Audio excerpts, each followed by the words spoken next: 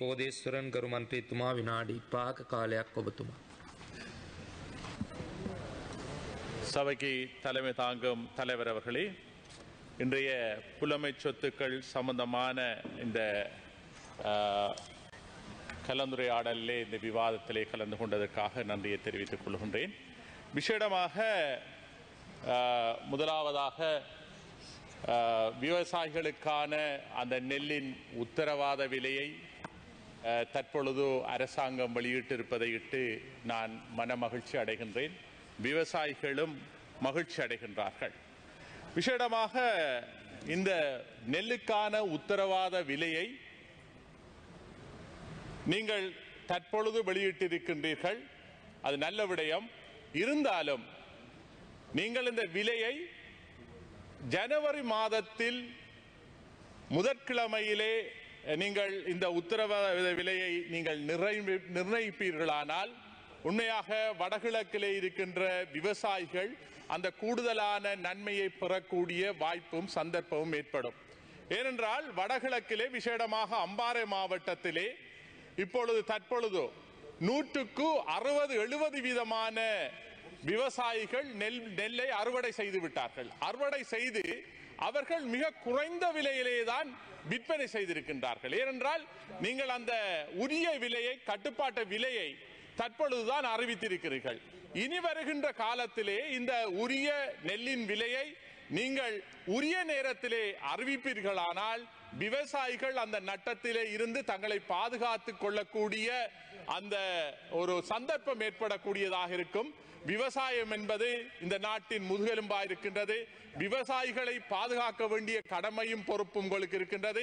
ஏனென்றால் கடந்த கால அரசாங்கமானது விவசாயிகளிலே விட்ட தவறின் காரணமாகத்தான் கடந்த அரசாங்கத்தில் இருந்த கோத்தபாய அரசாங்கமானது இந்த நாட்டை விட்டு வெளியேறி இருந்தது, இந்த நாட்டை விட்டு ஓடி இருந்தது.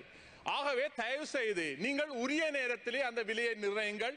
நீங்கள் தற்பொழுது 120 ரூபாக, 125 ரூபா, 130 ரூபாக நீங்கள் அந்த விலையை, நெல்லின் விலையை தீர்மானித்திருக்கிறீர்கள். அது உண்மையாக விவசாயிகளுக்கு அந்த உத்தரவாத விலை என்பது காணாத ஒரு பெறுமதியிலே தான் இருக்கின்றது. ஏனென்றால் விவசாயிகளுக்கான அந்த செலவானது மிக கூடுதலாக இருக்கின்றது. ஆகவே இந்த விலையை இனி வருகின்ற காலத்திலாவது நீங்கள் கூடுதலான விலையை, அவர்களுக்கு ஒரு 140 ரூபா விலையிலே கிடைக்கும் என்றால் அவர்கள் தங்களை பாதுகாத்துக் கொள்ளக்கூடியதான, விவசாயிகள் தங்களை காத்துக் கொள்ளக்கூடியதாக இருக்கும் என்பதனை இந்த இடத்திலே தெளிவாக கூற விரும்புகிறேன். ஏனென்றால் இற்றவரை காலத்திலும் கூட இந்த விவசாயிகளுக்கான விலை பிப்ரவரி மாதத்திலே இந்த உத்தரவாத விலைகள் தீர்மானிக்கப்படுகின்றது. ஆனால் இனி வருகின்ற காலத்தில் நீங்கள் அதனை எளியாக செய்ய வேண்டும் என்று இந்த இடத்திலே அமைச்சர் அவர்களை கேட்டுக்கொள்வதுடன், பசலைகள் நீங்கள் தற்பொழுது கூட பசலைகள் விநியோகிக்கப்பட கொண்டிருக்கின்றது. ஆனால் இவர்கள் விவசாயிகள் நெல்லை அறுவடை செய்து விட்டார்கள். ஆகவே இதனையும் உரிய நேரத்திலே, பசலைகளை நீங்கள் உரிய நேரத்திலே உரிய காலத்திலே கொடுக்கின்ற பொழுதுதான் அவர்கள் உச்ச விளைச்சலை, உச்ச லாபத்தை அடையக்கூடிய அந்த சந்தர்ப்பம் ஏற்படும் என்பதனையும் இந்த இடத்தில் தெரிவித்துக் கொள்வதோடு, விசேடமாக ஆலையடிவம்பு பிரதேசத்திலே இருக்கின்ற நெற்களஞ்சிய சாலை, 2 நெற்களஞ்சிய சாலைகள் இருக்கின்றது. கூட்டுறவு சங்கத்துக்குரிய நெற்களஞ்சிய சாலையாக இருக்கின்றது.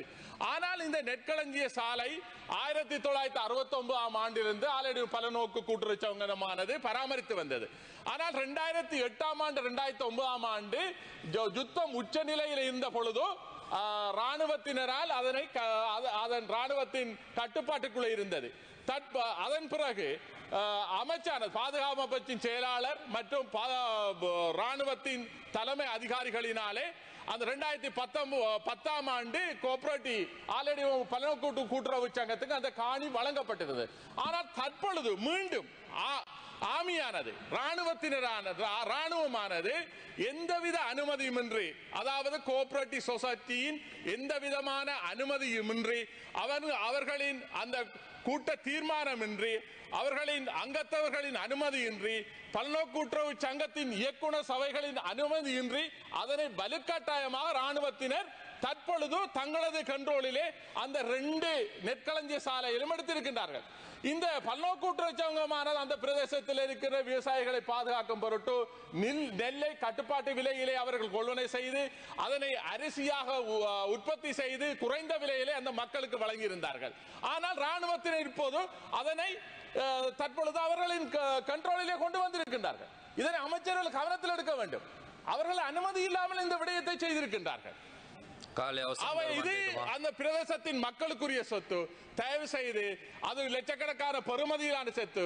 அந்த பல்நோக்கு கூட்டுறவு சங்கத்தை கூடுதலான காசுகளை பணத்தை செலவழித்து தான் அதனை இயக்கி வந்தார்கள். தயவு செய்து இதனை கருத்தில் கொள்ளுங்கள்.